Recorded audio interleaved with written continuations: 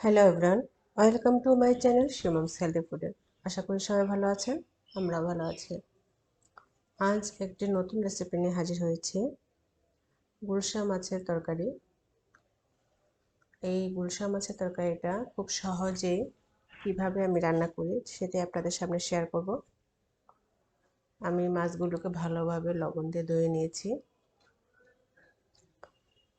আর মাখিয়ে যেটা বলে, খুব সহজেই আপনি এটা রান্না করতে পারবেন। গুলশা মাছটা আপনারা চাইলে ভেজেও রান্না করতে পারেন, মশলা কষিয়ে ভুনা ভুনা টমেটো দিয়ে। আমি ঝটপট করে এভাবে রান্না করে ফেলছি। এভাবে খেলেও টেস্ট হয়। আপনারা চাইলে এতে একটু আলু কেটেও দিতে পারেন, আবার একটু কাঁঠাল দানা কিংবা একটু বেগুন চিকন করে এগুলোও দিতে পারেন। আমাদের ঘরে বেগুন ছিল না, কিন্তু আলু দিয়ে এভাবে খেতে ইচ্ছে করছিল, তাই আমি তাড়াতাড়ি করে রেডি করছি আর সেটাই আপনাদের সাথে শেয়ার করছি। আশা করি ভালো লাগবে আমার এই শর্টকাট রেসিপিটা। হলুদ, মরিচ এবং ধনে গুঁড়ো দিয়েছি, আর পেঁয়াজ কাঁচামরিচ দিয়েছি। এতে মরিচের পরিমাণটা একটু বেশি এবং হলুদের পরিমাণ 1 চামচ কিংবা হাফ চামচ করে, মাছের পরিমাণ অনুযায়ী, আপনার তরকারির পরিমাণ অনুযায়ী আপনারা দিবেন।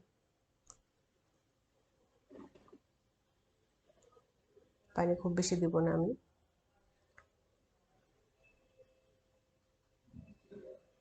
আর এদিকে এটা বসিয়ে দিয়ে কাঁঠাল খাচ্ছি, বাড়ির কাঁঠাল।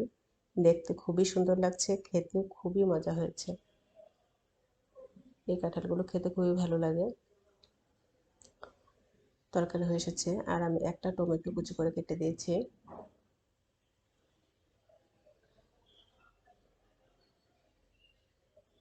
গুলশা মাছটা একটু নরম টাইপের হয়, তাই খুব সাবধানে নাড়াচাড়া করতে হয়।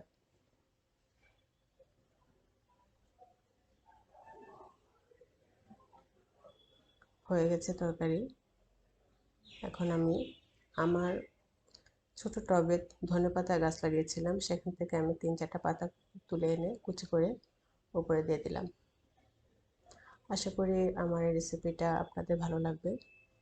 সহজ একটা রেসিপি। যদি ভালো লাগে তাহলে অবশ্যই আমাকে একটা লাইক, কমেন্ট করবেন এবং সাবস্ক্রাইব করে দেবেন। আজ এই পর্যন্তই। সবাই ভালো থাকবেন। ধন্যবাদ সবাইকে।